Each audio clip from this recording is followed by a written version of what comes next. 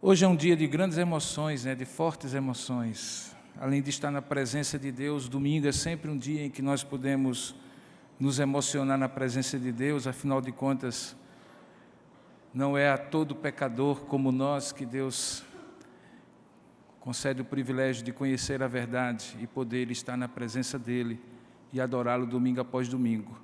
Eu não sei se você encara assim, mas eu encaro assim. Todas as vezes que Deus permite eu entrar por aquelas portas, ouvir a sua palavra, estar na presença dEle, sendo eu quem eu sou, e eu sei quem eu sou, irmãos, mas mais do que eu, Deus sabe quem eu sou, assim como você também, e mesmo assim Ele abre as portas e me convida para a sua presença. E no meu caso em particular, ter o privilégio de ainda poder compartilhar a palavra de Deus com vocês, me enche o coração de muitas emoções muito profundas. Mas hoje, de modo especial, desde pela manhã, quando tivemos a apresentação das crianças para as mães, no culto que nós fizemos ali em cima, no departamento infantil, é uma alegria tremenda você ver pequenos, muito pequenininhos, alguns daqueles que estavam aqui, cantando, tocando já instrumentos e aprendendo algo que é precioso, que não tem escola do mundo que ensine, que é adorar a Deus, conhecer a Deus e poder fazê-lo conhecido. E agora, quando nós vemos essa última música cantada por esses dois queridos filhos, e eu digo filhos porque aqueles que, como eu, os viram bem pequenininhos, por incrível que pareça, Alisson, filho, já foi pequeno, o pai é comprido, ele também, mas ele já foi pequenininho, então a gente fica feliz em saber que o tempo vai passando, obviamente a gente vai envelhecendo, mas tem um privilégio, tem uma sobremesa da vida, que é ver os filhos e os filhos dos nossos irmãos crescendo no caminho do Senhor. E para mim isso é um grande privilégio, pode ter certeza disso. Eu gostaria de convidá-lo a abrir a palavra de Deus no livro de Deuteronômio, capítulo 6.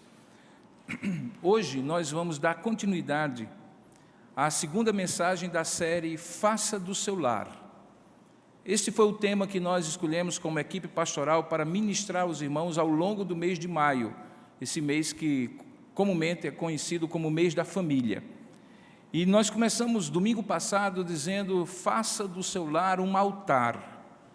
E como dissemos domingo passado, sempre pela manhã nós vamos ministrar um princípio relacionado ao tema, faça do seu lar um altar, o princípio foi ministrado pela manhã, e à noite nós vimos um exemplo bíblico de como esse lar pôde ser considerado e transformado num altar, na vida de Abraão, quando ele tomou uma decisão diferente do seu sobrinho Ló, e os efeitos foram tremendos e abençoadores para a vida de Abraão. Tudo isso está lá no YouTube, no canal oficial da igreja, você depois pode rever. E hoje, nós vimos a palavra de Deus ser ministrada pela manhã pelo reverendo Kilvin sobre o tema, faça do seu lar uma escola.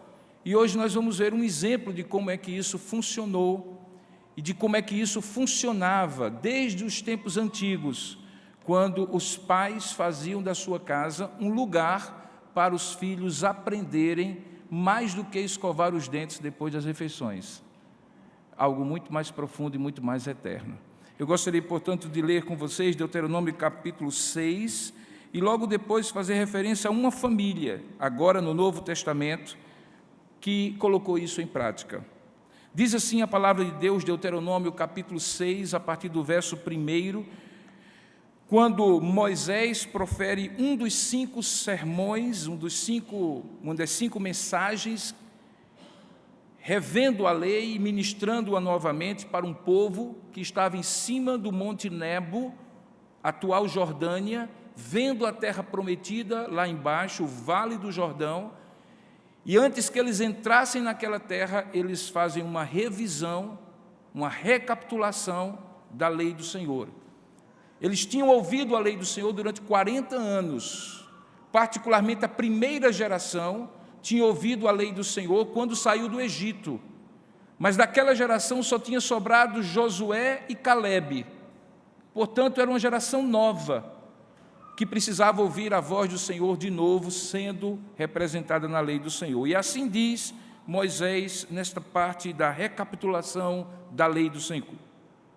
Estes, pois, são os mandamentos, os estatutos e os juízos que mandou o Senhor teu Deus, que te ensinassem para que os cumprisses na terra a que passas a possuir, para que temas ao Senhor, o teu Deus, e guardes todos os teus estatutos, ou todos os seus estatutos e mandamentos, que eu te ordeno, tu e teu filho, e o filho do teu filho, todos os dias da tua vida, e que teus dias sejam prolongados.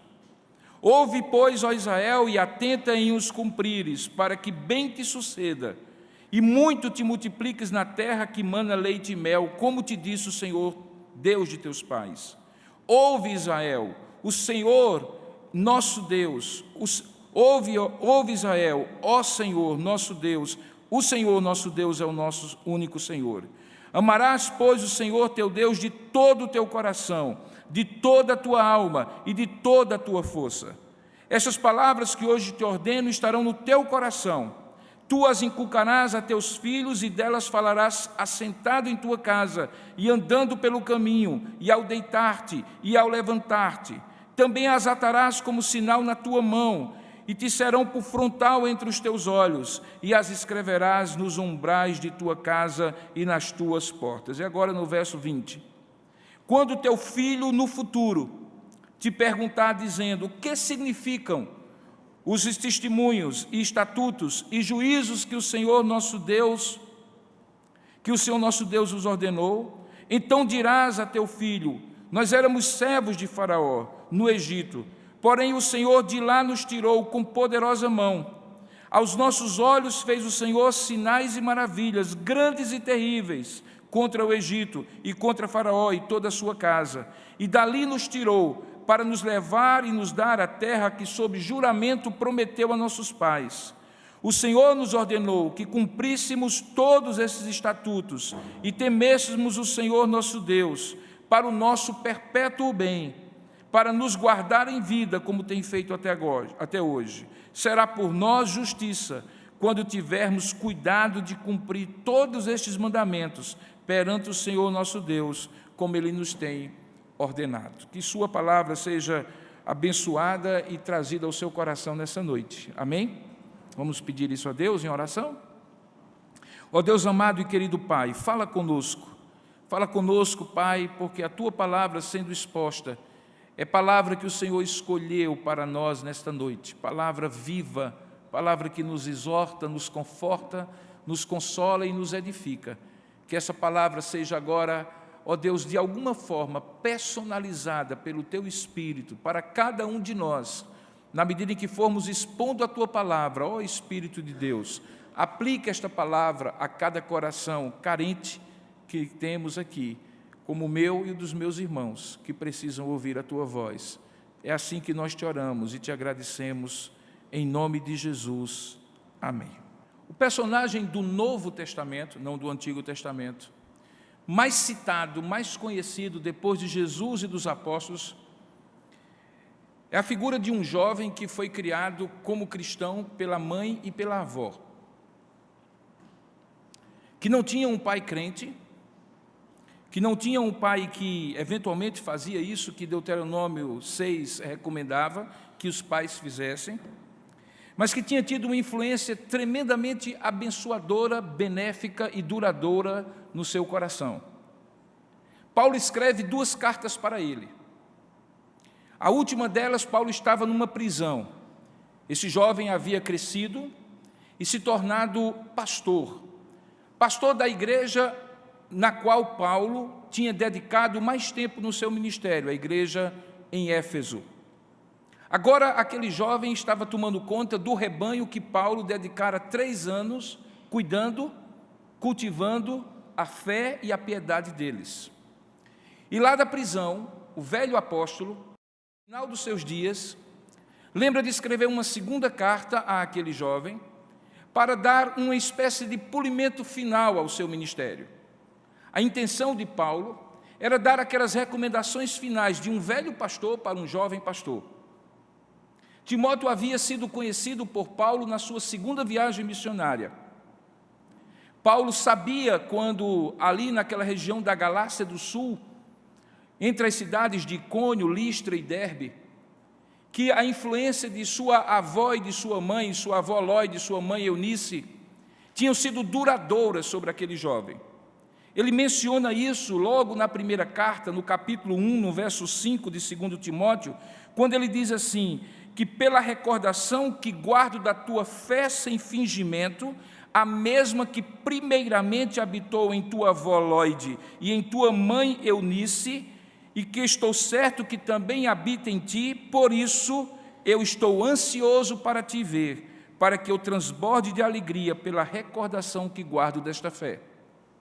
Portanto, Paulo sabia muito bem que Timóteo tinha sido criado num lar em que o seu pai não servia a Deus, mas a sua mãe e a sua avó tinham passado de uma geração a outra geração aqueles valores que ele resume nessa expressão, uma fé sem fingimento, ou, em outras versões, uma fé sem hipocrisia, uma fé sincera, uma fé autêntica, uma fé não necessariamente restrita a ritos religiosos, uma fé verdadeira. O tipo de fé que verdadeiramente, irmãos, não se aprende necessariamente apenas na igreja, mas principalmente no lar. É no lar que toda hipocrisia é testada, mais do que na igreja.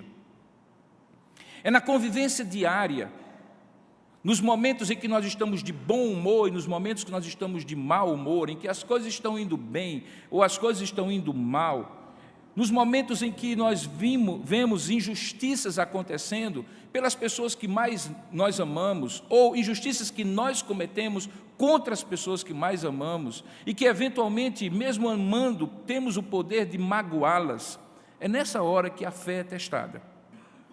E eu falo não na fé no sentido da convicção daquilo que você crê em Deus, mas da aplicabilidade prática da fé no dia a dia.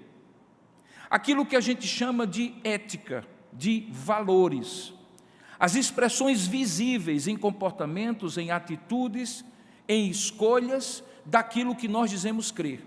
Paulo lembrava de Timóteo e dizia assim, eu me lembro, você ainda jovem, passando na minha segunda viagem missionária, quando eu soube de um jovem que tinha um excelente testemunho.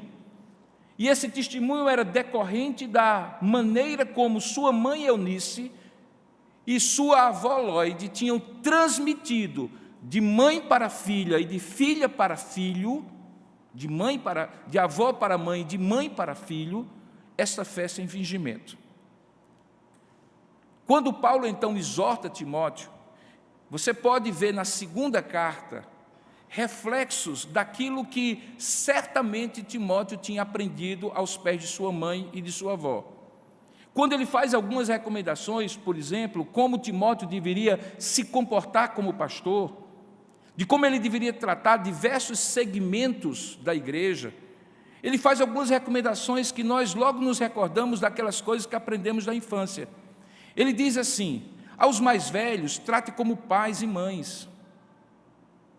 As irmãs da sua idade, trate, ou as mulheres da sua idade, trate como irmãs em Cristo.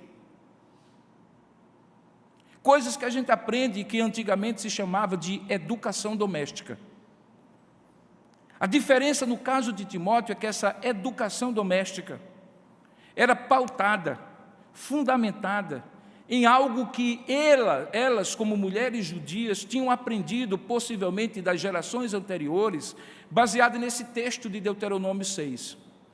Então eu ouso dizer que quando Lóide e Eunice transformaram o seu lar numa escola, cujo aluno principal era Timóteo, que se transformou depois num jovem pastor, que se torna o personagem mais conhecido do Novo Testamento, mais mencionado no Novo Testamento, depois de Jesus e os apóstolos.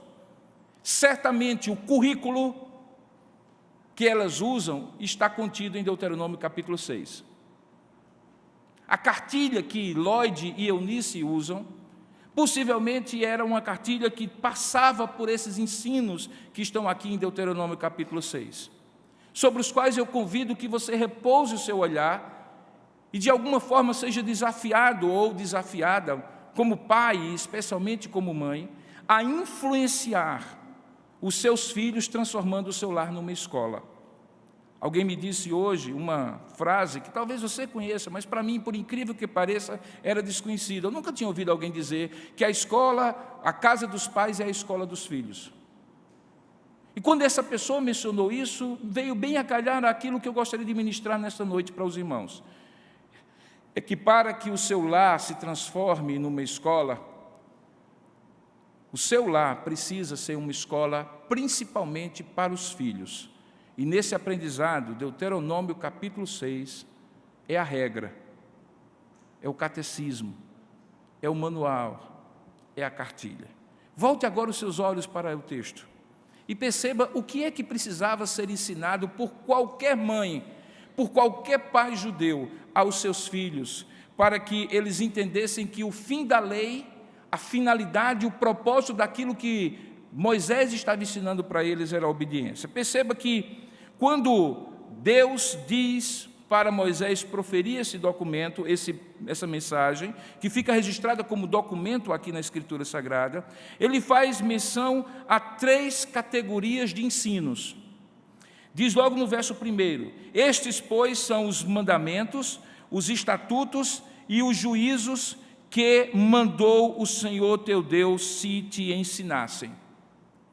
Alguns comentaristas dizem que essas 3 palavras, mandamentos, estatutos e juízos, dizem respeito a um processo pedagógico transversal, em que você diz, através dos mandamentos, qual é o princípio, através dos estatutos, as consequências benéficas desses mandamentos serem adquiridos, e através dos juízos, as penalidades e prejuízos se esses mandamentos não forem seguidos. Então, na verdade, é como se fosse uma expressão técnica em que Deus está dizendo, olha, você vai ensinar aos seus filhos as coisas que eles devem crer, os benefícios que eles podem receber daquilo que creem e os malefícios das más escolhas de não crerem naquilo que você está ensinando. Portanto, de fato, nós estamos aqui diante de um recurso pedagógico que Moisés diz que era preciso que fosse feito na ambiência do lar. E isso como mandamento do Senhor, o nosso Deus, do Senhor, o Deus deles. E isso era para que, veja o verso 1 ainda, para que sendo ensinados, eles cumprissem na terra a que passariam a possuir. O processo pedagógico seria testado na prática, quando eles não mais numa peregrinação, mas já assentados na terra, acomodados confortavelmente com o quinhão de terra que o Senhor tinha dado a cada um, tendo o Senhor cumprido todas as suas promessas e tendo a prosperidade daquela bênção de Deus sobre eles, que em dado momento, testados ou tentados a esquecer do que haviam passado durante os 40 anos no exílio, eles fossem lembrados de quais eram os princípios, os benefícios dos princípios que eles obteriam se cumprissem os mandamentos e os malefícios ou consequências se descumprissem. É mais ou menos como nós sabemos que aconteceu conosco e que acontece com qualquer criança quando, dentro da ambiência, como um ninho pedagógico que nós usamos em casa para ensinar as coisas básicas, como limpar a boca na hora da refeição com um guardanapo, usar um garfo e uma faca, também ensinamos valores de não falar alto, de respeitar quem está falando e coisas básicas, mas que nós sabemos que essas coisas básicas serão efetivamente testadas quando eles não estiverem conosco. Quando eles estiverem na casa dos nossos amigos, dos amigos deles, quando eles estiverem nos momentos em que eles não estiverem debaixo dos nossos olhos. De maneira análoga, o que Moisés está dizendo é: há coisas que vocês precisam ensinar aos filhos de vocês, os mandamentos, os estatutos e os juízos, que permitirão que os seus filhos, quando entrarem na casa dos outros, na terra que eu vou dar a eles, eles então possam colocar em prática aquilo que eles estão ouvindo diariamente em casa.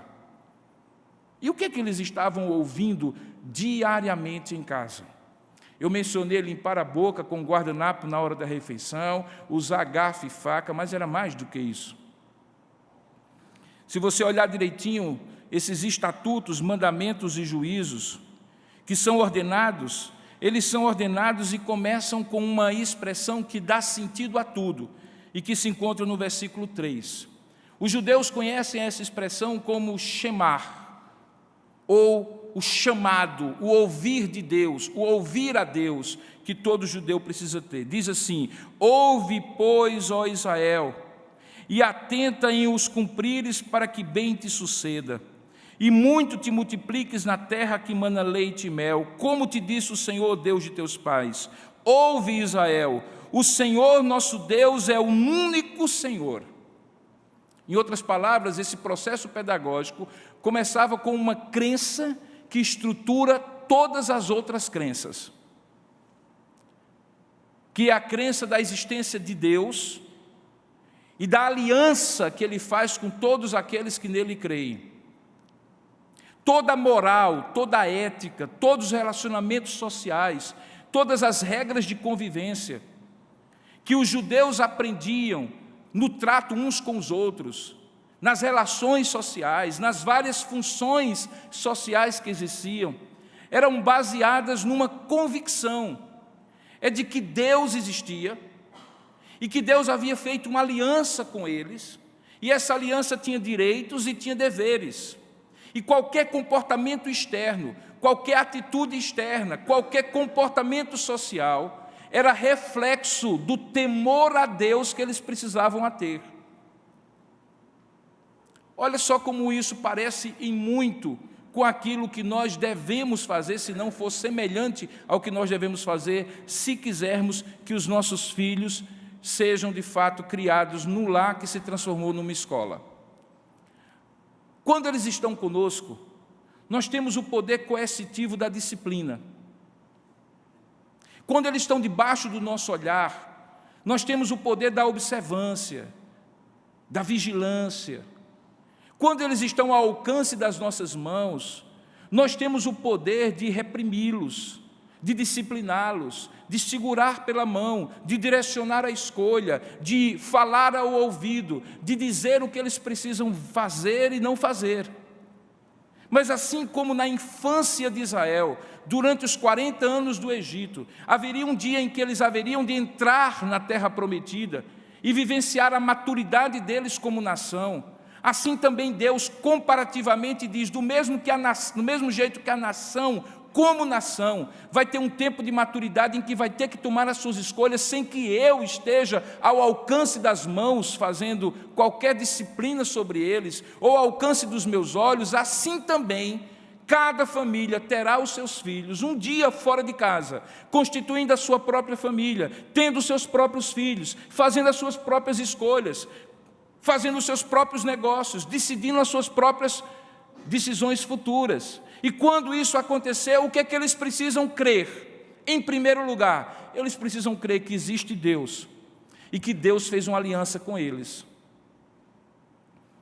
Logo após a mensagem, nós vamos receber, ainda como parte do nosso culto, uma querida irmã que foi batizada na infância, na Igreja Presbiteriana de Petrolina, e que fará a sua pública profissão de fé agora. Era para ter estado com o grupo que foi recebido, mas ela não estava aqui. Isso me veio meio a calhar, sabe por quê? Porque nós teremos um exemplo prático, como outros que aqui estão, de crianças que um dia foram pequenas como essas que estão aqui, que foram ensinadas, que foram consagradas a Deus pelo batismo, que é o símbolo da aliança no Novo Testamento, assim como a circuncisão era o símbolo da aliança no Antigo Testamento, e que, tendo sido instruídas, vão poder, na idade adulta, dizer assim: a fé dos meus pais também é a minha fé. A convicção que existe um Deus e que fez meus pais me criarem no temor do Senhor, agora não é a convicção apenas dos meus pais, é a minha convicção, e por isso eu farei a minha profissão de fé. Esse costume, baseado nesta convicção teológica doutrinária, é herdada também dos judeus, quando aos 12 anos de idade, provavelmente por volta dessa idade, toda criança faz o seu bar mitzvah, que na tradição judaica significa exatamente isso. Ele que até então ficava no átrio com as mulheres, como criança que era, ainda que participando da vida religiosa, mas não como um homem adulto no serviço da sinagoga, agora ele vai fazer a sua pública profissão de fé e vai ser considerado aos 12 anos de idade, plenamente responsável diante de Deus para viver uma vida que glorifique a Deus e que espalhe a presença de Deus e a fé de Deus, ou a fé em Deus entre os homens. Os judeus talvez sejam aqueles que melhor podem representar a instituição do lar como uma escola. Nos vários momentos da história em que eles foram perseguidos e que não podiam ter os seus filhos matriculados em escolas regulares, o que salvou a educação daquela nação, daquele povo, foi o fato de que em casa eles aprendiam não apenas a matemática, o português, a química e a biologia, que qualquer escola poderia ensinar em qualquer lugar, mas eles aprendiam também as razões porque eles precisavam aprender aquilo, porque que eles precisavam ser educados, e as razões todas apontavam para Deus. Isso fica claro no verso seguinte, quando depois de chamar a razão de aqueles pais entenderem por que precisavam transformar o seu lar numa escola, ele dá o primeiro conteúdo do que precisava ser ensinado. Veja, a primeira razão era porque o Senhor nosso Deus é o único Senhor e Ele fez conosco sua aliança. Mas o primeiro ensino, a primeira matéria, a primeira disciplina, o primeiro conteúdo que eles precisavam aprender, estava no verso 5, quando diz assim: amarás, pois. Veja que o pois faz uma grande diferença aqui.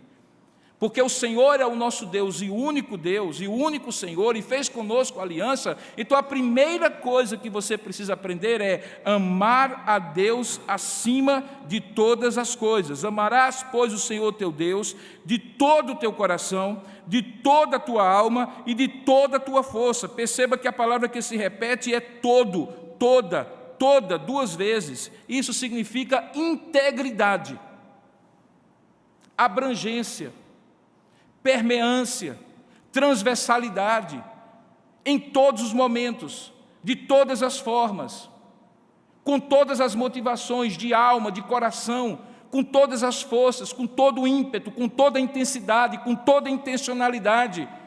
Amem ao Senhor teu Deus de todo o coração, de toda a alma e com todas as suas forças. Queridos, o primeiro conteúdo que os nossos filhos não aprenderão na escola se não aprenderem em casa é amar a Deus acima de todas as coisas. Isso eles precisam aprender em casa. E eles jamais aprenderão, mesmo que frequentem uma escola cristã. Mesmo que eles estejam matriculados sob a orientação de professores cristãos. Porque esse é o tipo do ensino que não é teórico, entende? Não é algo que a gente coloca numa lousa e escreve. É algo que os filhos vivem e veem, sendo vivido pelos pais ou não. É o que a gente chama com o processo de modelagem, de aprendizagem por modelagem. É aquilo que faz com que o exemplo arraste, embora a instrução nem precise ser tão assim formal. É aquilo que faz com que o filho, vendo que o pai e a mãe amam ao Senhor de todo o seu coração, de toda a sua alma e de toda a sua força, naturalmente amem, assim como os pais amam, ou não. O primeiro conteúdo, portanto, tem a ver, queridos, com ensinar os nossos filhos a amar a Deus. Haverá um dia que seu filho ou sua filha, com absoluta certeza eu afirmo isso, questionará ou será questionado sobre a relação dele com Deus. Faz parte de uma época da vida que a gente duvide de tudo e eventualmente até duvide de Deus e da relação com Deus. Mas sabe o que é que sustenta nos momentos de dúvida? São todos aqueles momentos da formação de alguém que o fez ou a fez experimentar o amor de Deus e dedicar a Deus um amor de todo o coração, de toda a alma e de todas as forças. E aí a pessoa passa a duvidar de tudo, mas tem uma certeza íntima, profunda, irredutível, de que Deus a ama e de que ela deve amar a Deus de volta. Isso escola nenhuma ensina. Isso aprendemos ou não em casa. Isso os filhos aprendem ou não com os pais. E aprendem ou não a partir de atitudes práticas, a partir de escolhas que fazemos, a partir de motivos que nós damos, a partir de escolhas que nós fazemos, que refletem ou não se amamos a Deus acima de todas as coisas, ou se Deus é um detalhe na nossa vida. Veja, portanto, que o primeiro conteúdo tem a ver com amar a Deus acima de todas as coisas. Ato contínuo, depois de falar da primeira razão e do primeiro conteúdo, Deus agora vai descrever como é que deve ser a metodologia para transformar a casa, o lar, numa escola. E veja que ele não fala sobre materiais pedagógicos, ele não fala sobre recursos audiovisuais ou multissensoriais, como se diz atualmente, ele fala sobre uma atitude. Preste atenção, pai, preste atenção, mãe. Até você que ainda não é pai ou mãe, mas um dia vai ser.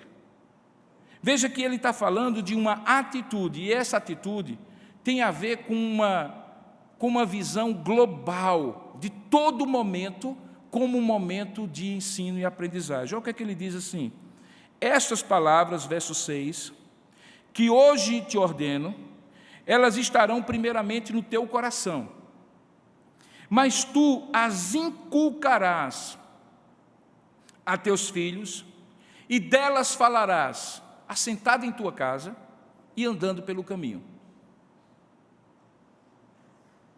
Diz mais, que eles deveriam inculcar a seus filhos quando eles fossem se deitar e ao levantar-se.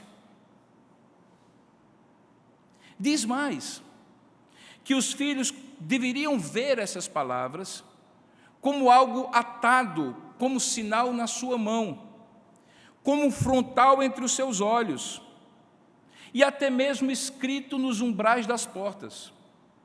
Os judeus levaram isso literalmente.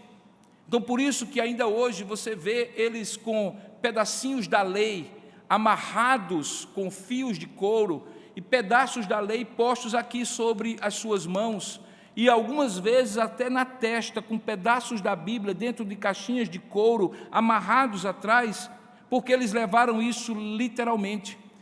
Se você entra numa casa de um judeu, no umbral da porta você vai encontrar uma mezuzá, e a mezuzá tem porções da Escritura no vidrozinho transparente, e quando o judeu entra na casa, ele toca naquela mezuzá, muitas vezes é a lei do Senhor, algumas vezes é esse texto aqui.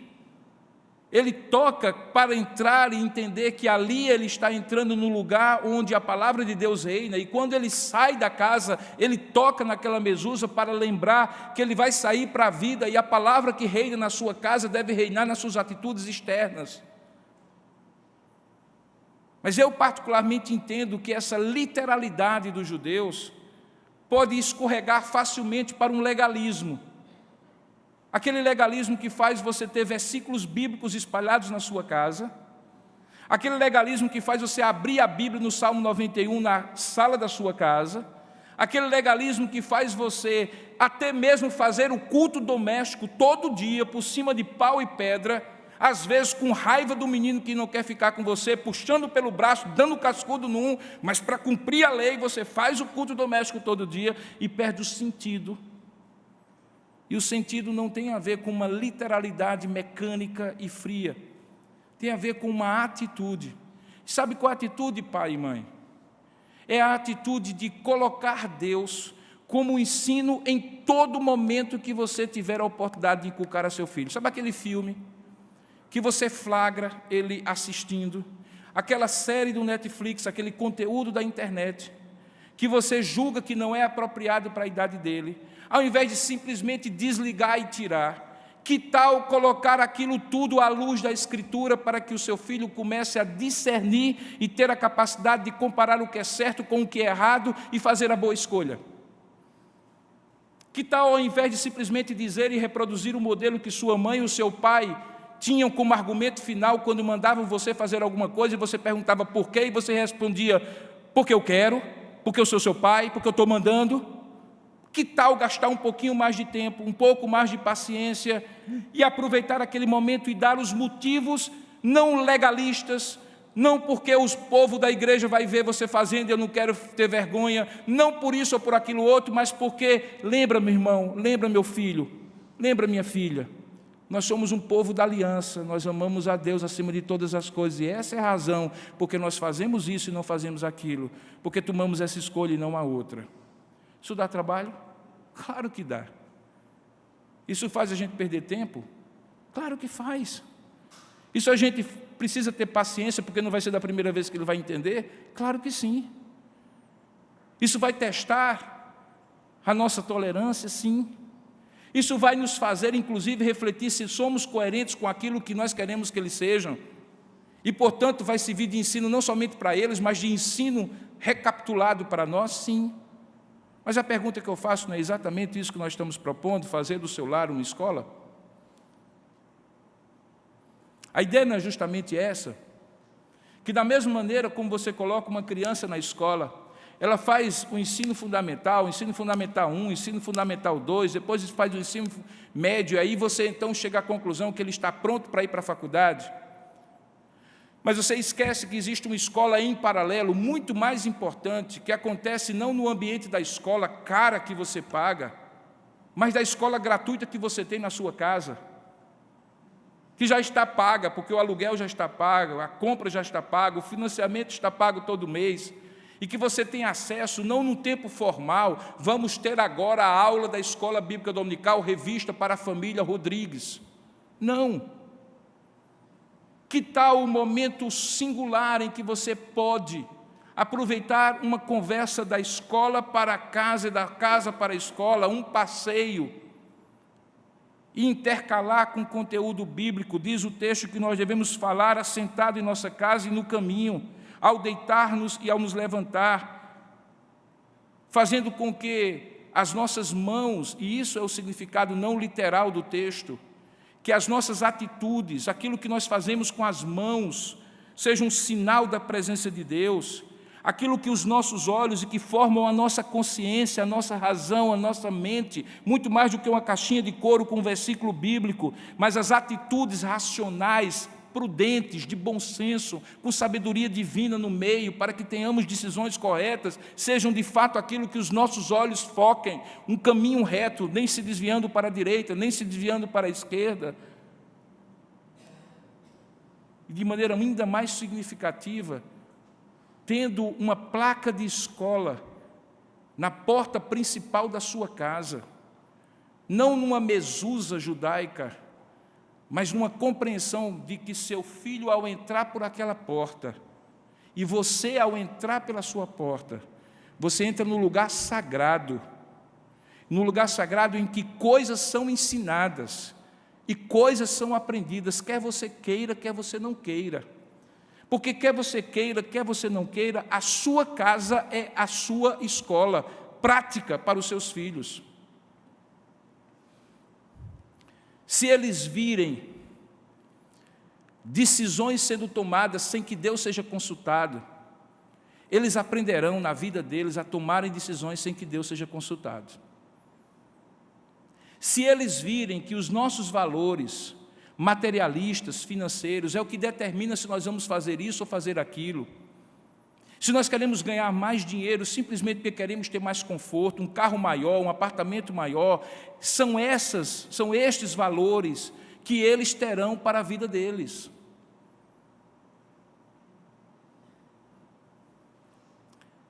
Se eles aprenderem e virem de nós, e aprenderem naturalmente, por assimilação, por modelagem, que quando nós discordamos um do outro, nós gritamos um com o outro, nós levantamos a mão um com o outro, nós usamos de palavras que nós proibimos que eles usem com os colegas, mas nós usamos como casal ou em relação a eles, o que é que eles estarão aprendendo se não isso? Eles aprenderão de uma forma ou de outra. A grande questão é o que você vai decidir ensinar, intencionalmente, fazendo do seu lar uma escola. Queridos, quando tudo isso fosse feito, certamente produziria um resultado. E aí eu falei da primeira razão, eu falei do primeiro conteúdo, eu falei da primeira metodologia que Deus usa, que tem a ver com uma atitude global de ensinar em qualquer momento.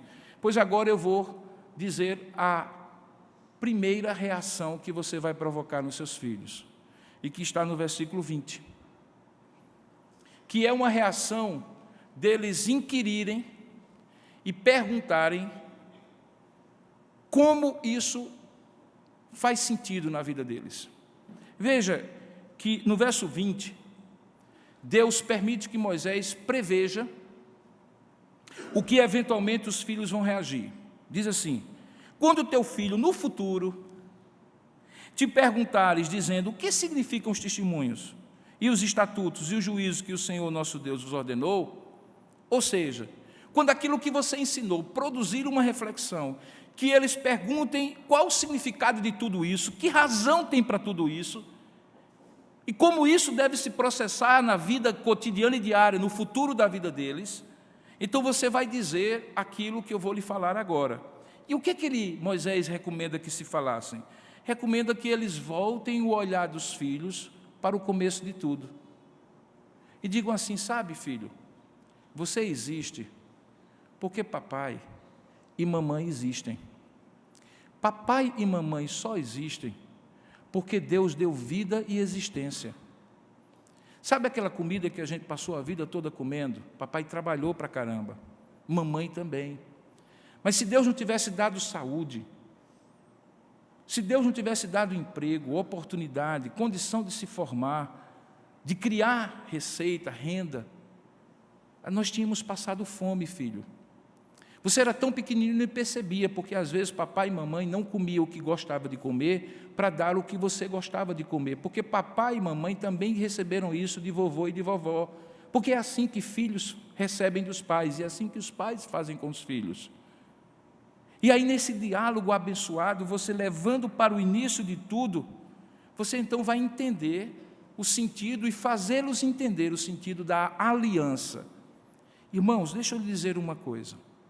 Se eu pudesse escolher um assunto para pregar todo domingo, de manhã, de tarde e de noite, para vocês o resto da minha vida, eu gostaria de pregar para vocês sobre o sentido da aliança que Deus fez conosco. Porque é este o núcleo que dá sentido a todas as outras coisas. Eu vou colocar nesses termos. Nós não éramos para ser o que somos. Nós não éramos para crer no que cremos. Não éramos para receber o que recebemos. Nós não tínhamos nenhum motivo para estar onde nós estamos agora, para conhecer o que nós conhecemos, para crer naquilo que cremos, para saber das verdades que nós sabemos. Nós não seríamos diferentes de qualquer outra pessoa em qualquer outro lugar do mundo, com uma única exceção: é que Deus nos escolheu, e nos escolheu para fazer conosco uma aliança. Essa aliança não dependeu em nenhum momento de você,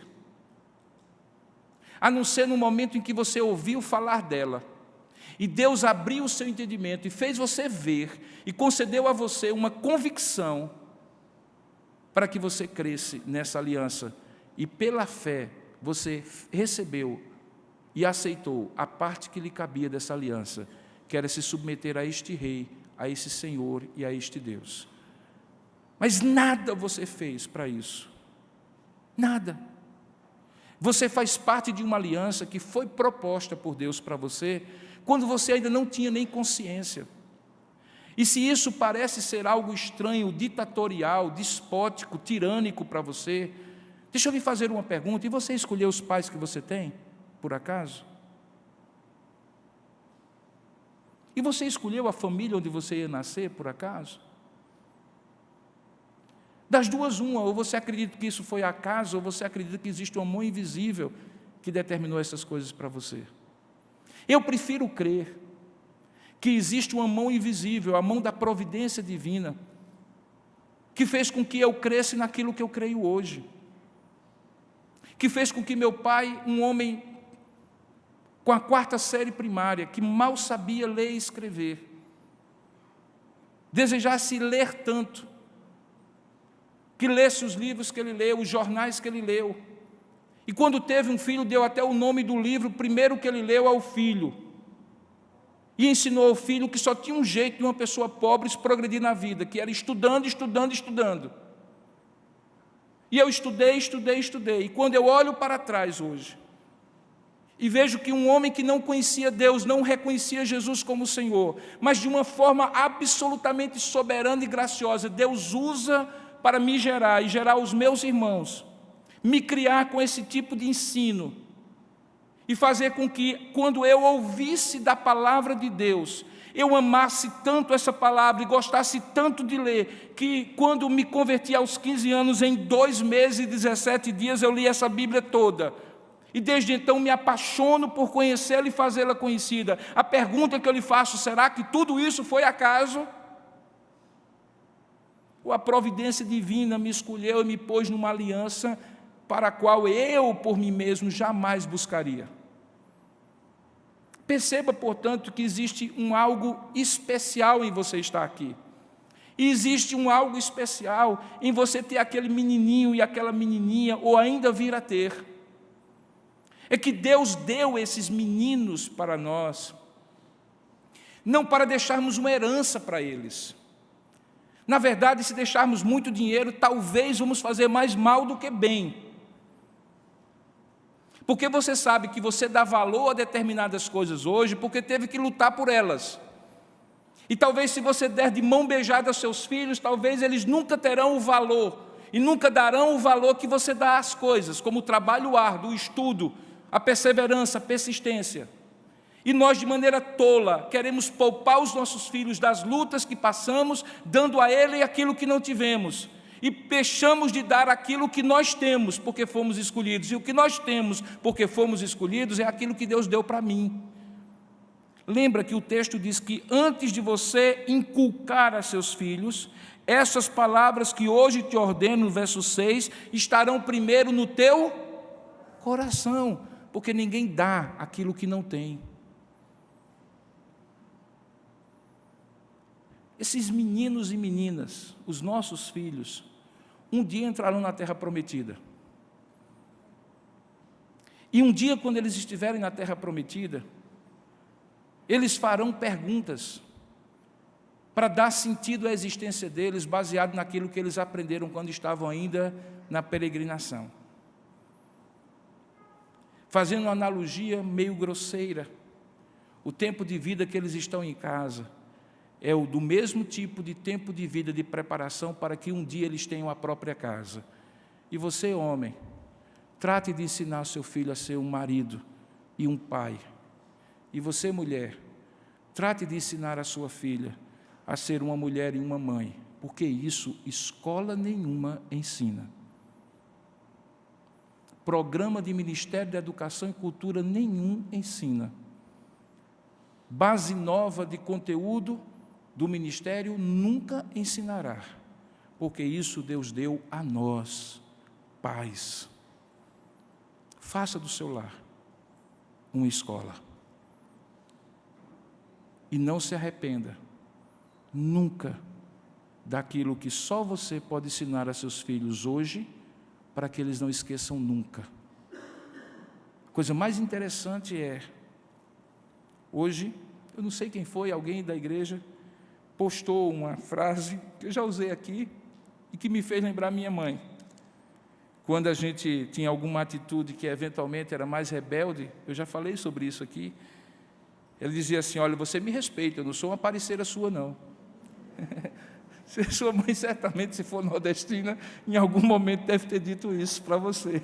Você me respeita, eu não sou uma parceira sua não, eu não sou um parceiro seu não.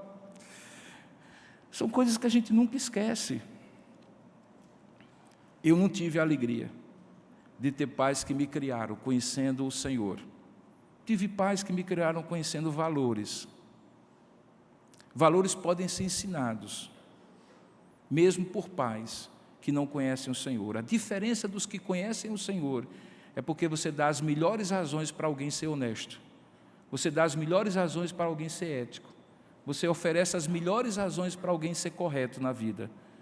Porque tem a ver não com o que as pessoas vão pensar dele, ou com o prejuízo que ele vai produzir se não for honesto. Tem a ver com o temor ao Senhor, que é o princípio de toda sabedoria. Quando a gente diz a um filho, filho, vale a pena ser honesto, porque Deus ama a honestidade, é diferente de você dizer, filho, vale a pena ser honesto, porque senão você vai se dar mal na vida. Ele vai aprender de alguma forma a ser honesto, mas a razão que ele terá para ser honesto será muito mais profunda e duradoura se você apontar para Deus. E eis aí o privilégio que nós temos. Que privilégio tremendo, queridos. Esses pequenininhos e alguns nem tão pequenos, eles estão debaixo das nossas asas, não apenas para proteger e para nutrir, mas para criar. Você entende o que é criar? Não é dar as coisas. Criar é moldar. Criar é formar. Criar é edificar. Criar é estruturar. Criar é direcionar. Criar é ensinar o limite. Criar no caminho do Senhor é um privilégio que Deus dá a cada um de nós. Faça do seu lar uma escola. E se não for soar muito dramático, entenda o que eu vou dizer. Porque é melhor você ensinar um filho na escola do lar do que ter que visitá-lo na tragédia de um presídio. Recentemente, eu fui visitar uma pessoa relativamente próxima. Eu saí daqui de João Pessoa e fui a uma cidade próxima visitar pai e filho, ambos numa situação muito complicada, tendo que prestar contas à justiça. E eu visitei primeiro ao pai, num regime semiaberto. Conversei com ele, tomando café na mesa dele, enquanto ele esperava a hora de ir dormir no presídio. E falava para ele sobre a palavra de Deus. E orava com ele. E no final, eu disse, agora eu vou visitar seu filho. Mas o seu filho eu vou ter que visitar no presídio. E ali, irmãos, eu não sei se você já teve a oportunidade de visitar alguém no presídio. Sabe, assim, independentemente se a pessoa é culpada ou não, aquela imagem de uma pessoa de trás de grades, como um bicho, é talvez uma das imagens assim mais terríveis de você ter nos olhos. E quando você saiu de uma visita a um pai, que falhou tremendamente em criar aquele filho no caminho do Senhor, e quando aquele filho cresceu, reproduziu aquilo que viu o pai fazendo, essa imagem fica multiplicada milhares de vezes na forma de tragédia. E ali, sem poder entrar, botando a mão entre as grades da cadeia, segurando na mão dele, falando a palavra de Deus para ele e orando por ele, me veio à mente essa mensagem que eu pregaria nesse domingo, isso aconteceu 2 semanas atrás, e me fez pensar assim, nós temos uma opção, fazer do nosso lar uma escola. Se não usarmos bem essa opção, nós corremos o risco de ter que visitar os nossos filhos na cadeia. E digo mais, a aquele filho, com muita dor no coração, por ser uma pessoa muito próxima, eu disse assim, fulano, não saia daqui revoltado quando você cumprir a sua pena. Sabe por quê? Porque o que Deus está lhe dando é um livramento, por mais estranho que pareça. Hoje, ao invés de estar visitando você na cadeia, eu poderia estar visitando o seu túmulo, porque quem se mete no crime sabe como sai de casa, mas não sabe se volta e como volta. Deus está lhe dando a oportunidade de um tempo aqui dentro para você refletir, para você pensar se essa é a vida que você quer. Se suas 3 filhas, uma com 14, ou com 12, outra com 10, vão ser criadas sem o pai. Pelo exemplo prático de ver o pai na cadeia, se você vai querer isso para suas filhas. Aproveite esse momento e esse livramento que Deus lhe dá para tomar essa lição que você deveria ter aprendido em casa e não aprendeu, que seu pai deveria ter lhe ensinado e não ensinou, e por isso eu estou aqui nessa cadeia lhe visitando. Não quero soar dramático, irmãos, mas sabe aquelas agruras que a gente passa às vezes, vendo os filhos passarem as lutas da gente? Nem todas são culpas nossas. Eles fazem as opções deles muitas vezes e fazem as opções deles erradas. Mas em boa parte, nós poderíamos ter, de alguma forma, ajudado, se nós intencionalmente fizéssemos do nosso lar uma escola. Não perca tempo. Comece hoje. Amanhã cedo, faça do seu lar uma escola. Que Deus abençoe a sua vida. Amém. Curva a sua cabeça por um instante.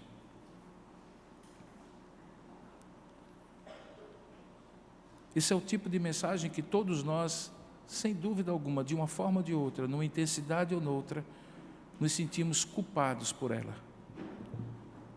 Porque nenhum de nós é tão bom professor que aplique esses princípios de maneira correta, contínua, permanente. No que é que você tem falhado, meu irmão? No que é que você tem falhado, minha irmã? O que lhe vem à mente que você poderia fazer diferente? O que vem à mente que você poderia corrigir na sua própria atitude? Coloque isso diante de Deus. Lembre que como filho ou filha, na presença de Deus você está como num lar. E Ele é o seu Pai que lhe ensina, para que você ensine a seus filhos e netos. Portanto, aprenda dele. Ele diz: vinde a mim, todos vós que estáis cansados e oprimidos. Aprendei de mim, que sou manso e humilde de coração. Ele ensina, ele convida ao aprendizado, ele chama você a aprender, para você poder ensinar. Coloque sua vida diante de Deus. Diga assim: Senhor, eu quero contribuir para que meu lar se transforme numa escola. Dá-me sabedoria, persistência, força e graça. Faça isso agora em oração. Ó Deus amado e querido Pai, nós ouvimos a Tua voz e pedimos que ela ressoe e repercuta no nosso coração, Pai,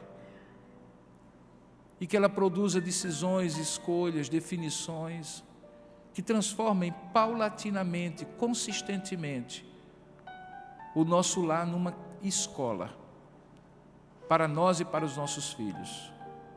Dá-nos a Tua graça e sabedoria em como fazer isso. Se nossos filhos são pequenos, pelo tempo que o Senhor nos der junto a eles. Se já são grandes, ajuda-nos a ensiná-los mesmo à distância. E, acima de tudo, regar este ensino pela intercessão de pais e de mães que o Senhor ouve, mesmo quando os filhos já estão longe. Ó Deus, abençoa, Senhor, essas famílias aqui, para que sejamos famílias que transformem o lar numa escola. Em nome de Jesus, amém, Senhor.